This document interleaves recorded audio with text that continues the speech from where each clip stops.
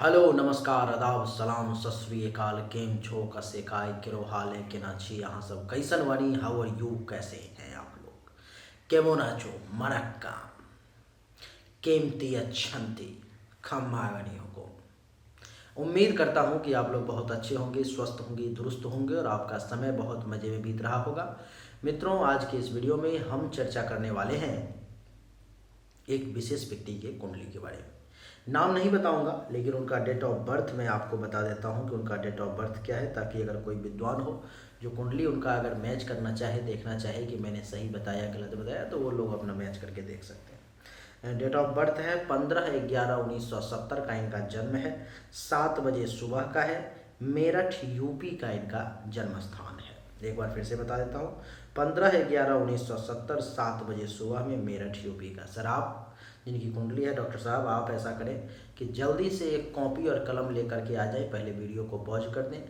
मैं अभी आपको 5 मिनट कुछ लिखवाऊंगा, पहले आप उसे लिख लें। अभी आपको समझ में नहीं आएगा कि मैं क्या लिखवा रहा हूँ, लेकिन उसको आप लिख लें। उसके बाद फिर मैं फलादेश करूँगा, तब आपको समझ में आएगा कि इस समय में क्या फल लागू होगा। उम्मीद करता हूँ कि आपने कॉपी कलम ले लिया होगा। अब मैं चालू करता हूँ। आप लिखें जन्म से लेकर के 30/6/1972 तक चंद्रमा की महादशा थी। उसके बाद में लिखें मंगल की महादशा 30/6/1972 से 30/6/1979 तक, यानी कि 79 तक। उसके बाद में लिखें राहु की महादशा 30/6/1979 से लेकर के 30/6/1997 तक, राहु की महादशा डॉक्टर साहब उसके बाद आप लिखें 30/6/1997 से 30/6/2013 तक गुरु की महादशा। उसके बाद में लिखें 30/6/2013 से 30/6/2032 तक में शनि की महादशा। उसके बाद में आगे लिखें आप 30/6/2032 से 30/6/2049 तक बुध की महादशा और 30/6/2049 से लेकर के 30/6/2056 तक केतु की महादशा। अब पेज उलट दें, दूसरे पेज में लिखें अभी के इस समय के बारे में कि शनि के महादशा में शनि की अंतर्दशा 30/6/2013 से लेकर के 2/7/2016 तक शनि के महादशा में शनि की अंतर्दशा। उसके बाद में लिखें शनि के महादशा में बुध की अंतर्दशा 2/7/2016 से 11 मार्च 2019 तक। उसके बाद में लिखें शनि के महादशा में केतु की अंतर्दशा 11 मार्च 2019 से 20/4/2020 तक केतु की अंतर्दशा।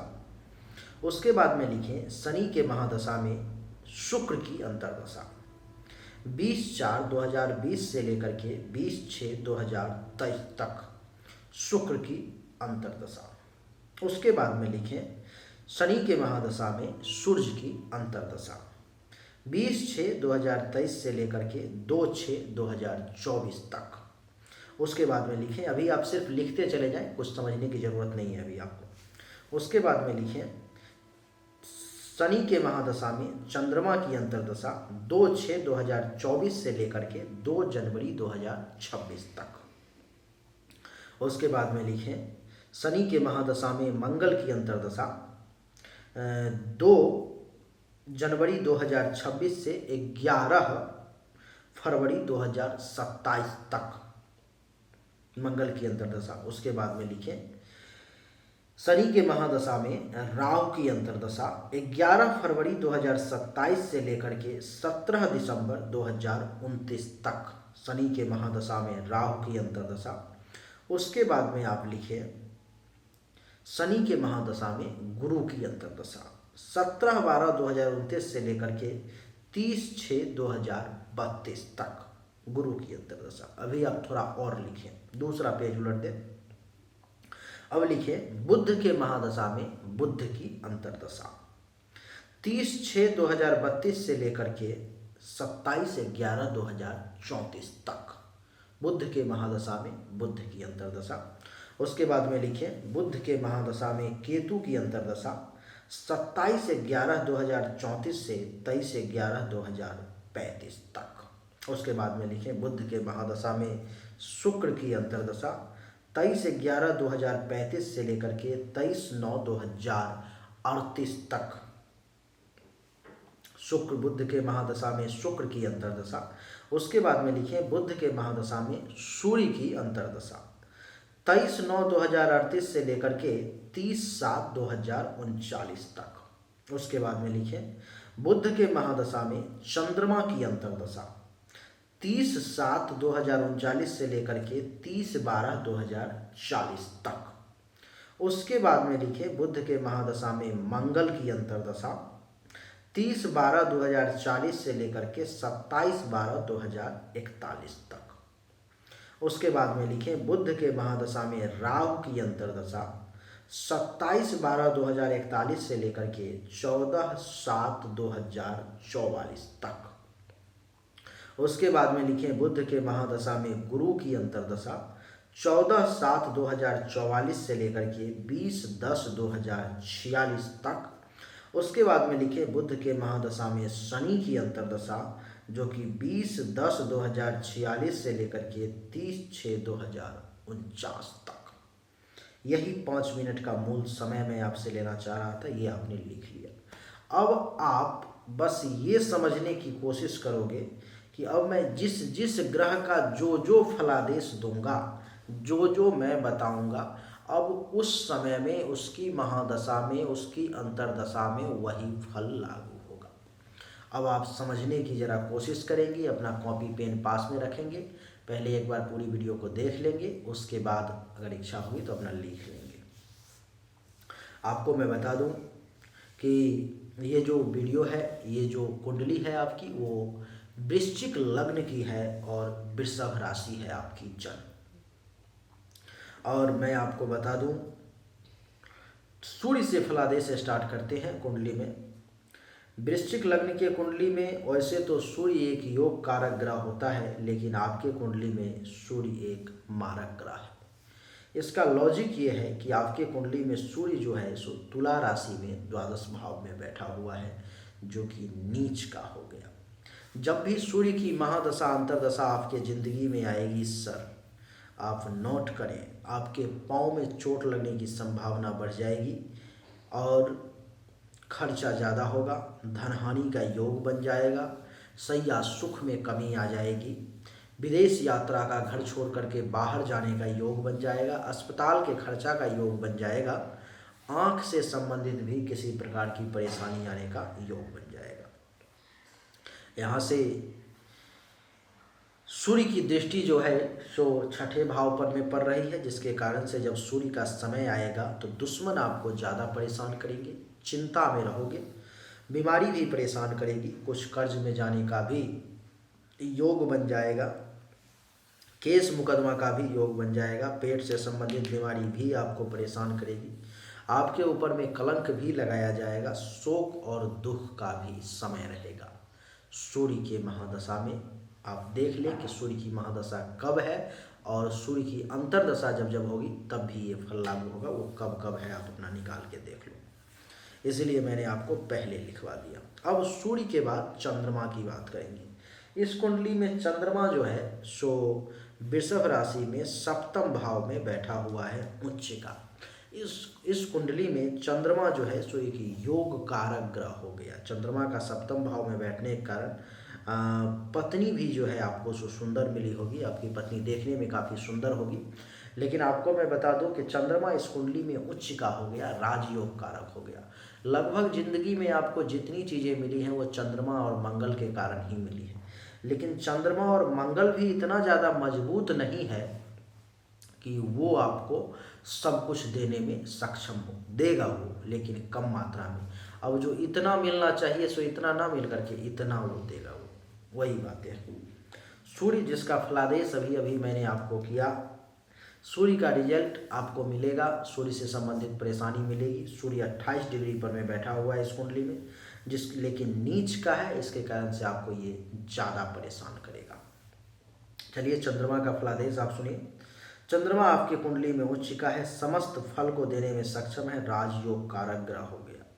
चंद्रमा के कारण सुंदर पत्नी प्राप्ति का योग बन गया। चंद्रमा के समय में जीवन साथी का विशेष तौर पर में सुख मिलेगा, काम और वासना की आपकी बहुत पूर्ति होगी। वैवाहिक जीवन आपका अच्छा रहेगा। दैनिक व्यवसाय के क्षेत्र में काम धंधा भी आपका बहुत बढ़िया चलेगा, बेहतरीन चलेगा। आपको मैं बता दूं कि प्राइवेट पार्ट से संबंधित अगर किसी भी प्रकार की कोई परेशानी होगी तो चंद्रमा के समय में वो सब परेशानी दूर हो जाएगी अथवा दब जाएगी, कम जाएगी। आपके जो दुश्मन होंगे अगर वो आपसे चंद्रमा के समय में टकराने की कोशिश करेंगे, यकीन मानिए उनका टुकड़ा टुकड़ा हो जाएगा, वो कुछ नहीं कर पाएंगे आपको। पार्टनरशिप में भी अगर किसी के साथ बिजनेस है तो चंद्रमा के समय में बहुत बढ़िया चलेगा। चंद्रमा की दृष्टि आपके मस्तक पर में, लग्न पर में, प्रथम भाव पे पड़ रही है, जिसके कारण से जो है इस चंद्रमा के समय में शरीर रंग रूप भी बड़ा सुंदर दिखेगा। दिमाग काफ़ी तेज़ी से काम करेगा, बहुत स्ट्रांगली डिसीजन ले पाओगे। विवेक बुद्धि भी काफ़ी बढ़िया होगा। शील स्वभाव भी चंद्रमा के समय में आपका बहुत बढ़िया रहेगा। आप कोई ऐसा काम करेंगे जिसके कारण से आपके घर वाले या आप खुद अपने आप पर गर्व करें। आप में विनम्रता बनी रहेगी, स्वभाव भी आपका बहुत बढ़िया रहेगा चंद्रमा के समय में। चंद्रमा आपके कुंडली में भाग्य के घर का मालिक है, जिसके कारण से चंद्रमा के समय में भाग्य का भी सपोर्ट मिलेगा। धर्म का भी आप पालन कर पाएंगे। तीर्थ यात्रा का भी योग बन जाएगा। यश में भी वृद्धि होगी। ससुराल पक्ष से भी फायदा होगा। संन्यास अथवा सन्यासी से आशीर्वाद मिलने की आपको सौभाग्य प्राप्त होगा। स्वप्न भी पूरे होंगे। शिक्षा स्तर भी आपका अच्छा होगा और चंद्रमा के समय में बढ़िया गुरु और आचार्य का आशीर्वाद भी आपको मिल पाएगा। चंद्रमा आपके कुंडली में राजयोग कारक है, बहुत बढ़िया है। उच्चिका बैठा हुआ है लेकिन डिग्री वाइज कमजोर है, 21 डिग्री पर में। इसलिए चंद्रमा का मोती अगर आप आजीवन धारण करते हो, हर 3-4 साल पर में मोती को चेंज करते हो और धारण करते हो तो आपके लिए ज़िंदगी में बहुत अच्छा रहेगा, बहुत बढ़िया शुभ फल देने वाला रहेगा। कोई ज़्यादा खर्च नहीं है, बढ़िया क्वालिटी का मोती धारण करोगे 10 से 15 हज़ार रुपये आपको लगेंगे और वो प्राप्त हो जाएगा। तो एक आप ये प्रयास करो कि ज़िंदगी में हमेशा चंद्रमा का मोती आपके पास में होना चाहिए। आप हमेशा चंद्रमा का जो मोती है वो धारण करके ही रखो। अपनी इस उंगली में, छोटी उंगली में ये पन्ना है लेकिन आपको मोती धारण करना है। व्हाइट कलर का जो ओरिजिनल मुक्ता मोती आता है, सीप के मुंह वाला, वो आपके लिए बहुत अच्छा रहेगा। अगर आप लेना चाहोगे तो यहाँ से भी दे दिया जाएगा, बाकी आपकी मर्जी, आप पूरे हिंदुस्तान में कहीं से भी ले सकते हो। चंद्रमा के बाद मंगल की बात करेंगे। मंगल इस कुंडली में बहुत अच्छा है। मंगल इस कुंडली में, आपके कुंडली में लाभ के घर में एकादश भाव में बैठा हुआ है। देख रहे होगे जहाँ 6 लिखा हुआ है आपको बगल में दिखाई दे रहा होगा, वहाँ पर मंगल बैठा हुआ है। मंगल जो है इस कुंडली में डिग्री वाइज 22 डिग्री पर में है, डिग्री वाइज कमज़ोर है, जिसके कारण से जो है मंगल के समय में रिजल्ट तो आपको मिलेगा लेकिन कम रिजल्ट की प्राप्ति होगी आपको। यानी कि 22 डिग्री पर में है तो आपको मात्र 5% 7% रिजल्ट देने में ये सक्षम है। आपको पूर्ण रूप से आपका विकास नहीं कर पाएगा। लेकिन मंगल के समय में जितनी बातें बता रहा हूँ, अगर आपने बढ़िया क्वालिटी का मूंगा धारण कर लिया 20-25 हज़ार रुपये खर्च करके, तो मंगल के समय में आप बेहतरीन रिजल्ट ले पाओगे। वैसे आपको बता दूं, नवग्रह का प्रभाव हमारे ऊपर में हमेशा चलता रहता है, तो जो रत्न मैं कह रहा हूँ उसको अगर आप आजीवन धारण करके रखें, एक समय लिमिट में उसको चेंज करते रहें तो आपके लिए बहुत अच्छा रहेगा। अगर आप रत्न धारण कर लेते हो तो मंगल के समय में आपको क्या क्या प्राप्ति हो सकता है मैं आपको बताता हूँ। मंगल के समय में आपके आय में वृद्धि हो जाएगी। आपको जो है सो लाभ प्राप्ति का योग बन जाएगा। आपके लिए उपलब्धि जो है आपको प्राप्त होगा। और आपको मैं बता दूं कि अंगूठी आप बनवा लो आपके लिए ठीक रहेगा, अच्छा रहेगा। मनोकामनाओं की पूर्ति होगी। बड़े भाई बहन सीनियर्स का जो है सो सपोर्ट मिलेगा। पुत्र वधू दामाद का भी सुख प्राप्ति का जो है सो योग बन जाएगा।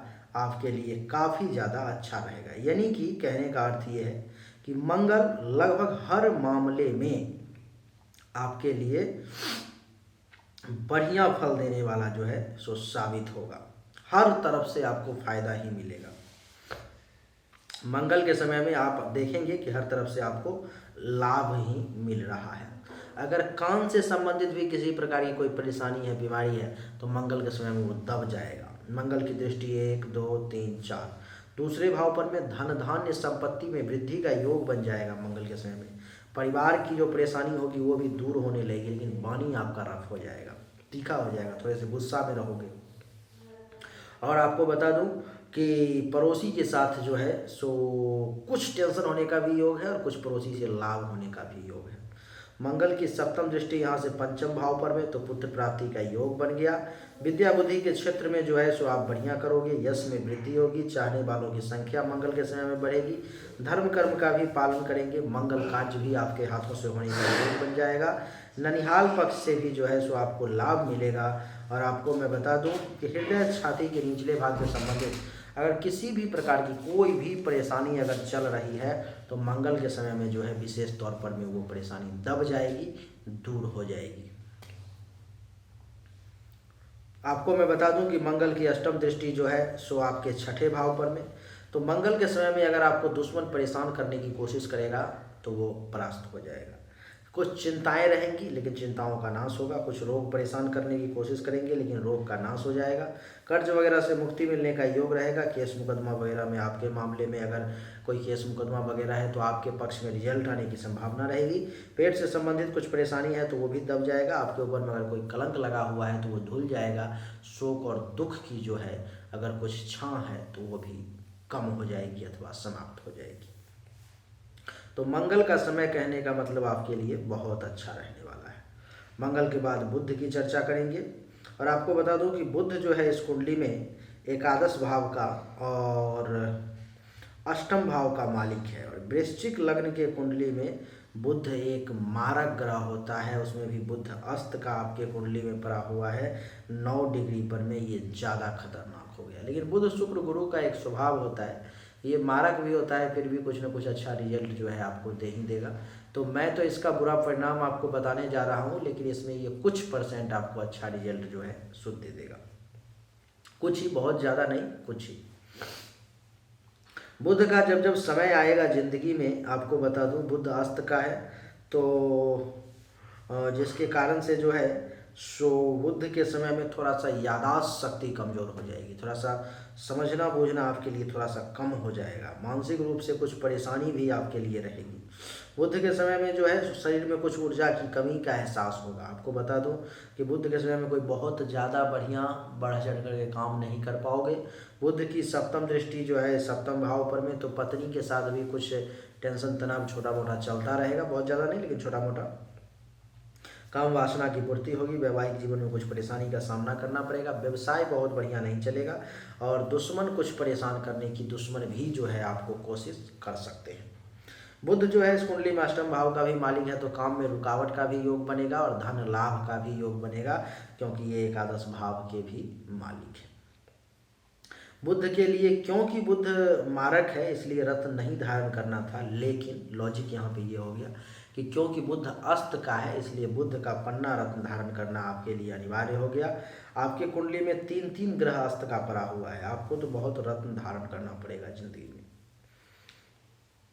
तो पन्ना रत्न भी आपके लिए धारण करना अनिवार्य हो गया, आपको सब रखना पड़ेगा। बुध का जैसे ही समय आएगा, आपको अगर बुध का पॉजिटिव रिजल्ट लेना है तो आपको पन्ना रत्न जो है सो धारण कर लेना चाहिए।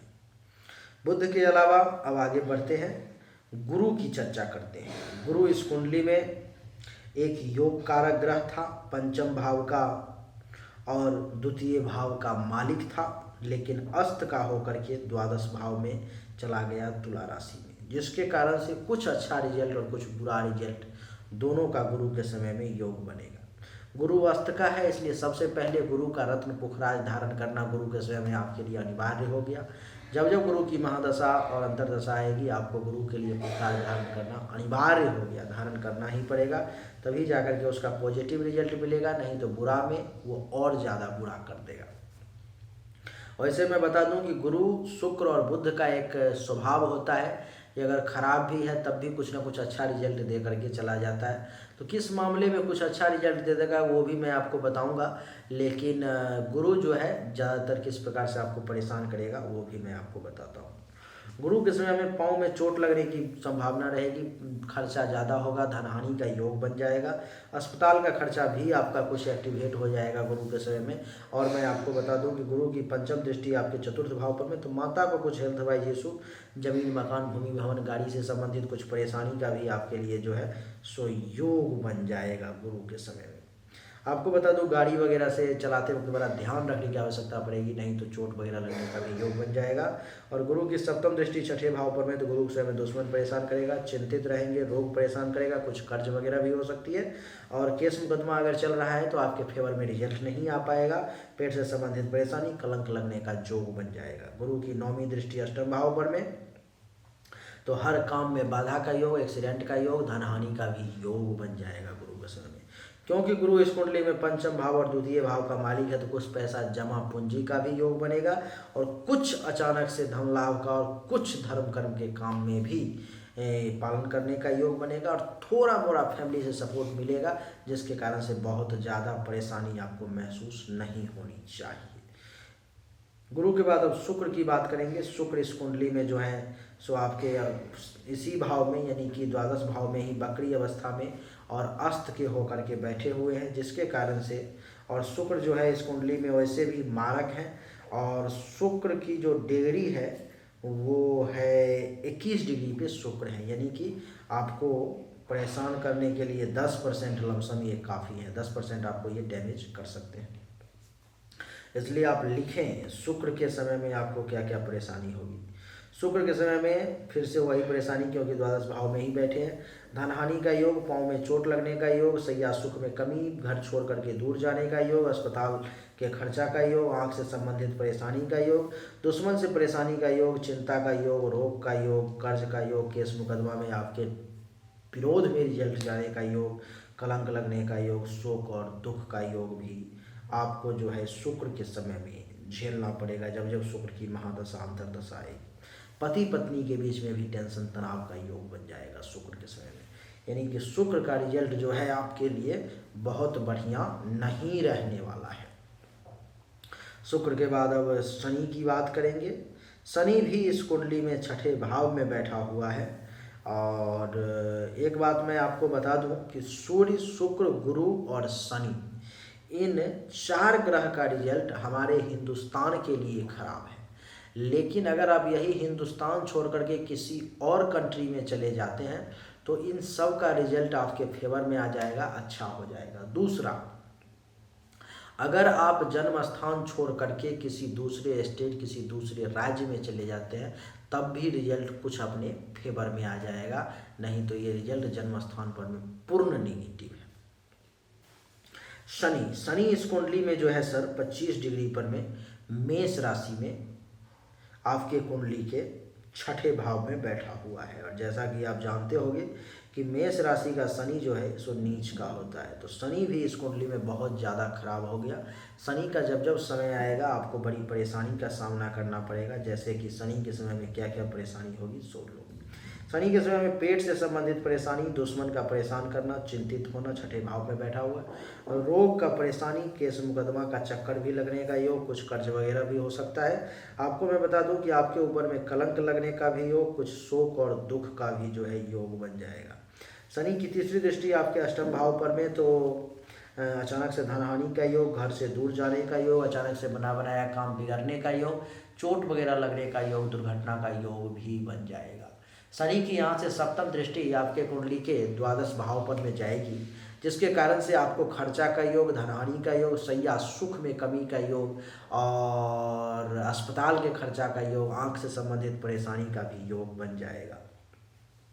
7, 8, 9, 10 तीसरे भाव पर में दृष्टि, छोटे भाई बहन से टेंशन का योग, जूनियर्स के का सपोर्ट ना मिलने का योग, पराक्रम में कमी का योग, मेहनत फालतू का ज़्यादा करने का योग, और पेशेंस लेवल कमज़ोर होने का योग, गुप्त शत्रु के द्वारा परेशान होने का योग, माँ के लिए विपरीत समय, और गले से संबंधित, नाक से संबंधित, कान से संबंधित परेशानी का भी शनि के समय में योग बन जाएगा, जो आपके लिए बिल्कुल भी अच्छा नहीं है। तो शनि का रिजल्ट आपके लिए पूरा का पूरा विपरीत है। शनि के बाद शनि के लिए आप कोई रत्न नहीं जिंदगी में धारण कर सकते। शनि के लिए शनि के समय में ओम शंख शनिश्चराय नमः, ओम शंख शनिश्चराय नमः, ओम शंख शनिश्चराय नमः मंत्र का 10 माला जाप करेंगे, यानी कि 1080 बार दैनिक रूप से रात में इस मंत्र का जाप करने का रूटीन बना लेंगे, आपके लिए अच्छा रहेगा। शनि के बाद बात करते हैं अब राहु की। इस कुंडली में राहु जो है आपके कुंडली में शनि के घर में यानी कि चतुर्थ भाव में कुंभ राशि में बैठा हुआ है। राहु की डिग्री है 4 और राहु भी इस कुंडली में है खराब। राहु का जब समय आएगा आपके ज़िंदगी में, जब जब राहु की महादशा अंतर्दशा आएगी, छाती से, हृदय से, फेफड़े से संबंधित परेशानी का योग बन जाएगा। माता के लिए वो समय अच्छा नहीं रहेगा। जमीन, मकान, भूमि, भवन, गाड़ी, बंगला, इन सब के रिगार्डिंग परेशानी का योग बन जाएगा। आपके लिए एक्सीडेंट का भी योग बन जाएगा। और राहु की पंचम दृष्टि अष्टम भाव पर में पड़ जाएगी, यानी कि 1 2 3 4 5 अष्टम भाव पर में, जिसके कारण से हर काम में रुकावट का योग, परेशानी का योग, बना बनाया काम बिगड़ने का योग, एक्सीडेंट का योग भी बन जाएगा। घर छोड़ के दूर जाने का भी योग बन जाएगा। माता के लिए भी ये समय खराब रहेगा। और दसम भाव पर में सप्तम दृष्टि, जिसके कारण से पिता से भी परेशानी का योग, पिता से भी टेंशन का योग, पिता को धनहानि का योग, पिता का काम धंधा बढ़िया ना चलना और आपका खुद का काम धंधा बढ़िया ना चलना, इज्जत प्रतिष्ठा मान सम्मान में कमी का भी योग बन जाएगा और आपके लिए पूरा विपरीत रहेगा। राहु की नौवीं दृष्टि द्वादश भाव पर में खर्चा ज़्यादा, धनहानि का योग और अस्पताल के खर्चा का योग, सैया सुख में कमी का योग बन जाएगा। मेंटली तौर पे परेशानी का योग बन जाएगा। पति पत्नी के बीच में टेंशन का योग बन जाएगा। कर्ज वगैरह में जाने का भी योग बन जाएगा। नशापान का योग बन जाएगा। इसलिए सावधानी के साथ काम करना है। राहु का जब जब मैंने समय लिखाया है महादशा अंतरदशा, तब तब आप ओम रांग राहवे नमः, ओम रांग राहवे नमः मंत्र का 10 माला दैनिक रूप से रात में सोने से पहले जाप करना शुरू कर देंगे। और साथ ही अगर संभव हो पाएगा तो आप बढ़िया विद्वान पंडित के द्वारा वैदिक मंत्र का ओम कयानश्चित्रा भुवतुति सदा वृद्धः सखा कया सचिष्ठया वृता मंत्र का भी 72,000 बार जाप करवा लेंगे। भगवान की कृपा रहेगी तो बहुत बढ़िया रहेगा। राहु के बाद केतु का बताता हूँ। केतु का जब समय आएगा ज़िंदगी में, घुटना में दर्द होना शुरू हो जाएगा। घुटने से संबंधित परेशानी का योग बन जाएगा। इज्जत प्रतिष्ठा में कमी का योग बन जाएगा। आपको मैं बता दूं कि पिता के साथ टेंशन तनाव का योग बन जाएगा। पिता से लाभ लेने में परेशानी का योग बन जाएगा। गवर्नमेंट से परेशानी का योग बन जाएगा। कर्म मतलब कि काम धंधा भी आपका बढ़िया नहीं चल पाएगा। पद, प्रभुता, अधिकार, प्रतिष्ठा, राजयोग, इन सब में कमी आ जाएगी। और केतु की 1 2 3 4 5 पंचम दृष्टि द्वितीय भाव पर में, तो धन धान्य संपत्ति में कमी का योग बन जाएगा। कुटुंब से परेशानी यानी कि परिवार वालों से, रिलेटिव से भी टेंशन तनाव का योग, पड़ोसी से भी टेंशन का योग, वाणी भी खराब हो जाएगी। सप्तम दृष्टि चतुर्थ भाव पर में, तो माता से भी विशेष लाभ नहीं हो पाएगा। माता को भी हेल्थ वाइज इशू रहेगा। सुख में कमी का योग, अचल संपत्ति से संबंधित टेंशन का योग, जमीन, मकान, भूमि, भवन, गाड़ी से संबंधित टेंशन का योग भी बन जाएगा। केतु की दृष्टि 8 9 छठे भाव पर में, तो फिर से शत्रु का योग, चिंता का योग, रोग का योग, ऋण का योग, केस मुकदमा का योग और कलंक लगने का योग, दुख का योग भी केतु बना देगा। यानी कि पूरा विपरीत समय रहेगा केतु का। आपकी जो कुंडली जो मैंने अध्ययन की है, उसमें जो अभी तक जो रिजल्ट निकला वो यही निकला कि आपका ज़िंदगी संघर्ष से भरा हुआ है।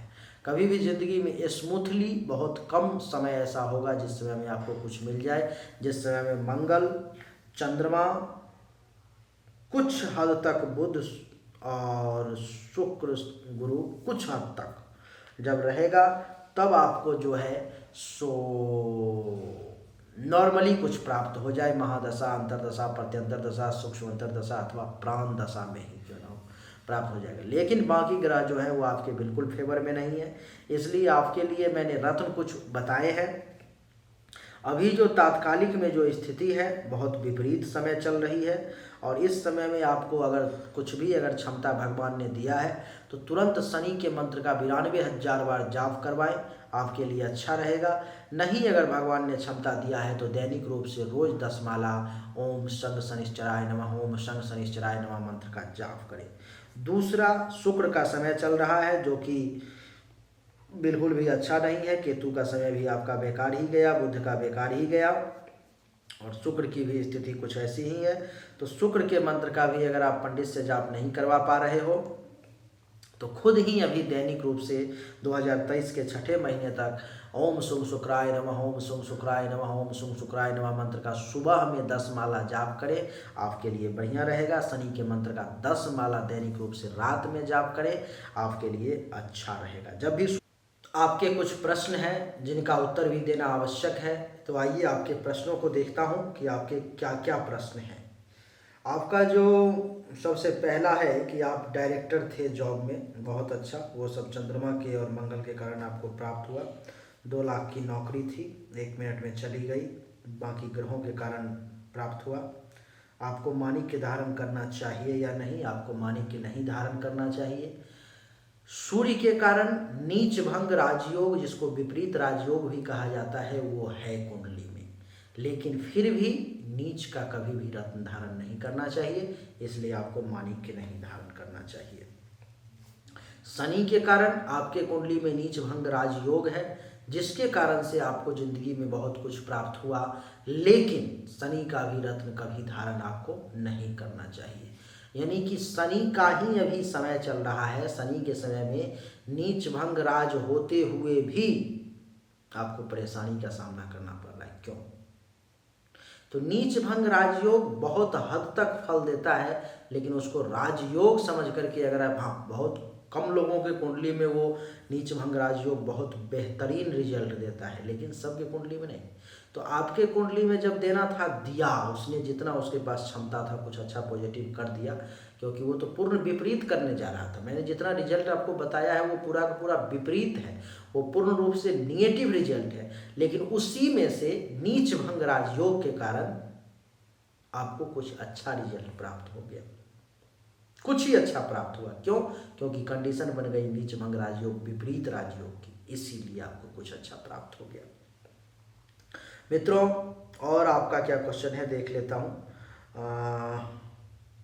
आपका है कि फिर से झंडा वगैरह फहराने का मौका मिलेगा, यानी जरूर मिलेगा भगवान के ने अगर चाहा तो, लेकिन समय विपरीत है। मंत्र का जाप कीजिए, मंत्र का सहारा लीजिए। नीच भंग राजयोग शनि का अगर आप फलित करना चाहते हैं तो दैनिक रूप से रोज 10 माला शनि के मंत्र का जाप कीजिए, शुक्र के मंत्र का भी जाप कीजिए। भगवान का कृपा रहा तो आपको पॉजिटिव रिजल्ट मिलेगा, ऐसी संभावना है। लगभग सभी संभावनाओं पर मैंने चर्चा कर दी है। आपके कुंडली में 2 नीच भंग राजयोग, जो कि आपको जैसा कि पता होगा या नहीं पता होगा, तो मैंने आपको जैसा कि बताया कि सूर्य के कारण और शनि के कारण 2 नीच भंग राजयोग विपरीत राजयोग की स्थिति जरूर उत्पन्न हुई है, लेकिन विपरीत राजयोग को कभी भी आपको पूर्ण राजयोग समझने का भूल नहीं करना चाहिए। आपके कुंडली में राजयोग है लेकिन चंद्रमा के कारण है, आपके कुंडली में राजयोग है लेकिन मंगल के कारण है।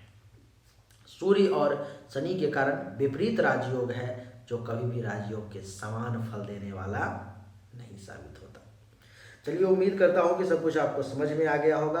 और जहाँ तक रत्न धारण की बात है, एक बार फिर से आपको कंफर्म करवा दूँ कि शुक्र के लिए आप रत्न धारण कर सकते हो, गुरु के लिए रत्न धारण कर सकते हो, बुध के लिए रत्न धारण कर सकते हो। ये तीनों के लिए इसलिए क्योंकि ये तीनों अस्त के हैं। और मंगल और चंद्रमा के लिए भी आप रत्न धारण कर सकते हो, क्योंकि ये दोनों आपके लिए बहुत अच्छे फेवरेबल ग्रह हो गए। इसलिए जीवन भर आपको चाहिए कि मंगल और चंद्रमा का रत्न धारण करके रखें। बाकी उन दोनों का रत्न भी जो है आपको धारण करना चाहिए, लेकिन अपनी फाइनेंशियल कंडीशन को देखते हुए आप उनका उपाय करें। अगर पॉसिबल हो तो रत्न धारण करें, ना पॉसिबल हो तो मंत्र का ही सहारा लें।